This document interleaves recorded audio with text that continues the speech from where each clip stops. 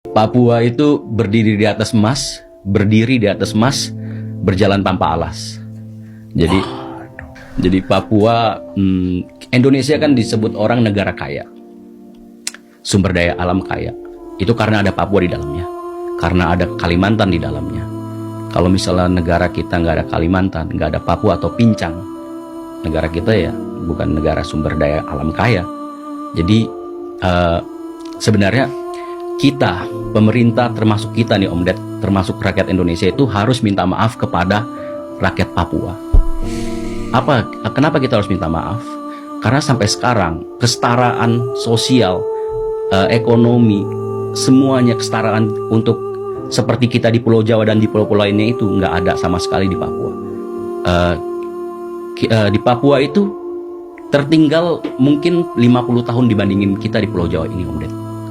Jadi kesetaraan itu nggak ada, kita semua harus minta maaf pada rakyat Papua. Ya, kalau memang kita mau bernegara ya, kalau memang merah putih masih tertancap di sana, ya kita harus seperti itu. Dan kita harus mengakui kalau Papua itu belum mendapatkan keadilan sosial. Kalau misalnya sekarang kita ngelihat di Papua kotanya bagus, masyarakatnya senang, itu mungkin kota-kota tertentu aja di Papua seperti Sorong, Jayapura atau di Merauke. Tapi kalau misalnya kita dari kota itu 1 jam 2 jam ke pinggirannya aja, kita udah bisa ngelihat perbedaan signifikan di sana. 50 tahun Indonesia sebelumnya ada di sana.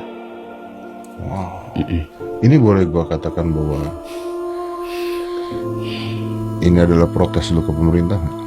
Sebenarnya bukan protes ke pemerintah. Gue pengen, sebenarnya pemerintah kita udah kerja. Oh ya? Sudah kerja. Pemerintah kita sudah kerja, sudah masuk ke sana. Tapi kompleks sekali kerja.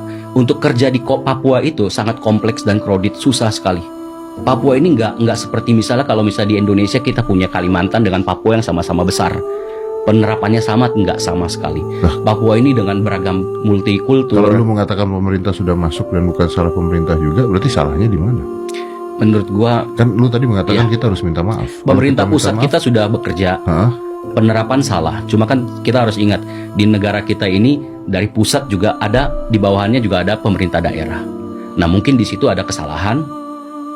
Gue juga nggak tahu. Ya mungkin permasalahan negara kita kan seperti kita tahu korupsi juga di mana-mana. Ya gue rasa sih dengan tanah sekaya itu, ya di situ juga tertancap sangat kuat akar korupsi yang susah ditebas di sana. Menurut lu lebih ke pemerintah daerahnya atau lu nggak bisa ngomong? Gue nggak bisa ngomong, takut nanti dikiranya gue mau ngojokin pemerintah daerah juga. Ya kan karena gue juga nggak bisa ngomong seperti itu kan. Tapi karena data gue juga nggak ada. Tapi apa yang gue lihat di lapangan, apa yang gue lihat dan gue dengar langsung dari masyarakat, kepala suku, masyarakat yang hadir, ya gue rasain juga. Ini kan next presiden Prabowo, kan?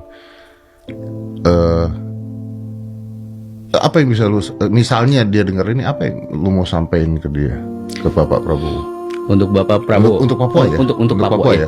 Untuk pemerintah berikutnya, untuk di Papua mungkin harus lebih fokus lagi. Pemerintah kita udah serius, tapi harus lebih fokus.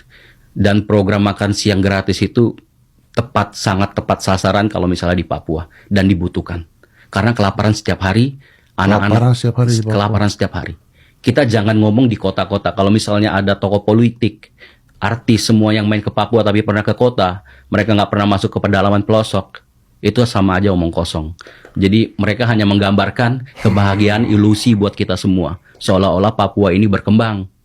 Itu kebahagiaan ilusi. Coba suruh masuk ke pedalaman perbatasan PNG, Papua Nugini, kita bakal ngelihat kelaparan setiap hari, pekerjaan nggak ada, uang nggak ada, mau beli makan nggak ada, cuma punya sistem barter di sana. Ya, dan itu terjadi Om Ded. Barter ada di sana. Anak-anaknya petik ubi, singkong. Nanti kalau misalnya dia pengen makan mie instan, tukernya kemana? Ke pos.